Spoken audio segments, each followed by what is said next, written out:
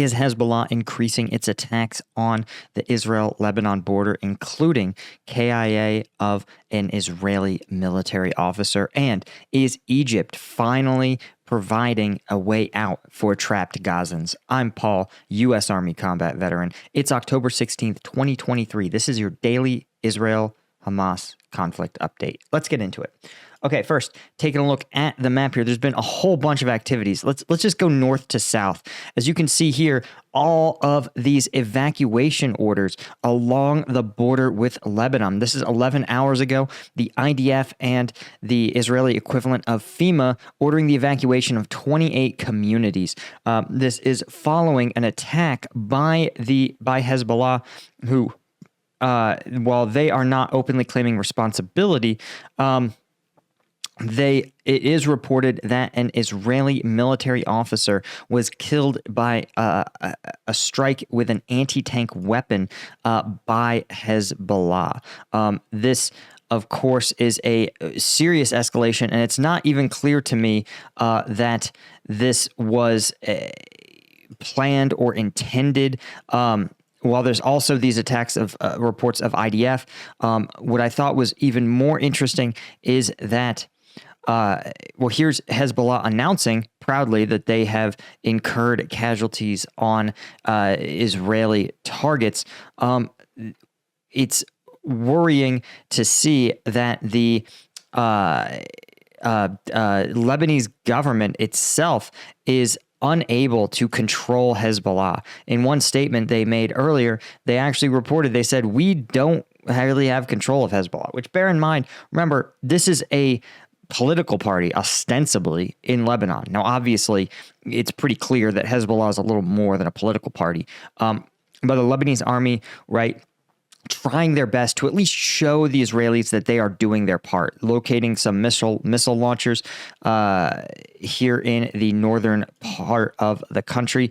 So I think this is a case of the Lebanese government trying to distance themselves from Hezbollah in recognition of the fact that they are playing a very dangerous game. The Israeli public seems to be very, very open to military action in a way they haven't in a long time. And so I think Beirut is really aware of just how tough things is. It says here, right, 21 hours ago, the Lebanese foreign minister said the caretaker government has no ability to control Hezbollah, despite some positive dialogue with the government. So worrying stuff to see, for sure. You also have, of course, Syrian President Bashar al-Assad and Putin in a call trying to stop Israeli attacks in Gaza and facilitate humanitarian aid immediately. So again, old friends trying to, well, advance their interests. Don't kid yourself here. That's what these guys are doing. And if scoring points with the Muslim world is going to do it, right, Putin has no qualms about it, despite the fact that literally he has spent a lot of his propaganda machine spinning his war in Ukraine as a Orthodox versus Western Christianity conflict. Again, bear in mind, when you see any of these leaders in these conflicts, guys, just for context, they're self-interested. They're political creatures. They wear whatever cloak of morality or religion they need. And this is on both sides. This is on all sides in these conflicts. And it's just easiest to understand that's how these political creatures operate. Now, moving south into Gaza, you could see there's a couple of noteworthy changes. The first of which, of course, Hamas launching rockets from positions within northern Gaza. You also have some reports that there is continued water is still cut off to Gaza residents. Again, this is something targeting civilians in this way and is not a I'm going to say a legitimate military tactic, right, to deliberately cut off food and water to a large civilian population. You also, of course, have Israeli planes launching strikes across northern Gaza, continuing to, by most accounts, look for individual targets, specific command and control nodes. It seems just like there's continued preparation of the battlefield.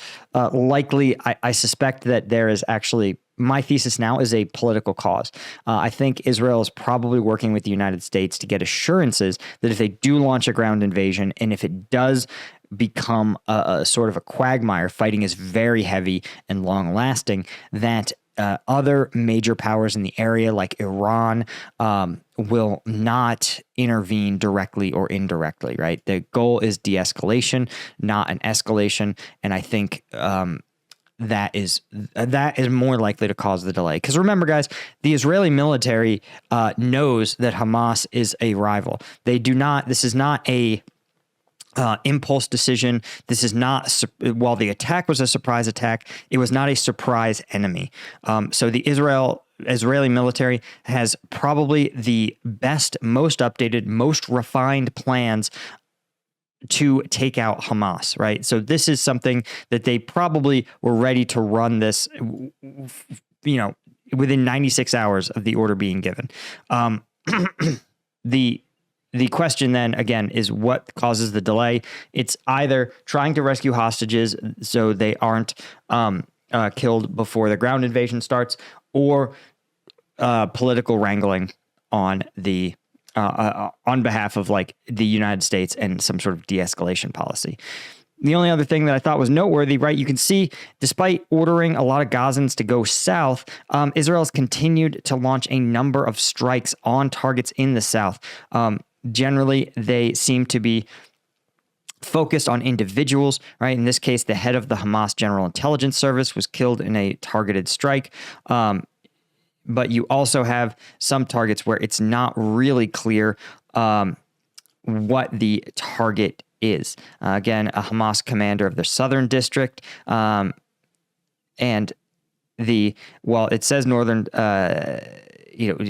Gaza Strip, you can be pretty sure that if that Hamas command and control is going to move where it's safe. Again, this is a very standard military thing, and they're limited in where they can go to perform their command and control functions, given the nature of Gaza itself.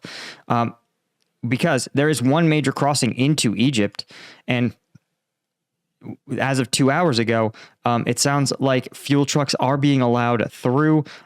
You also have the border open for foreign nationals who can cross into Egypt, or it sounds like foreign national Palestinians. They probably refer to Palestinians with Egyptian citizenship.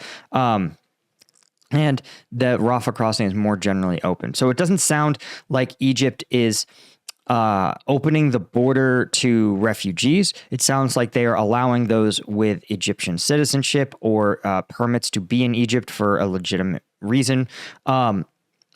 They are allowing them to pass, but it also sounds like this is primarily functioning as an aid corridor. So a number of troubling developments for sure. And as always, guys, we appreciate everybody out here who supports the channel, hits like, hits subscribe, comment below if there's other stories that you want me to cover. And I will see you guys in the next one. Cheers.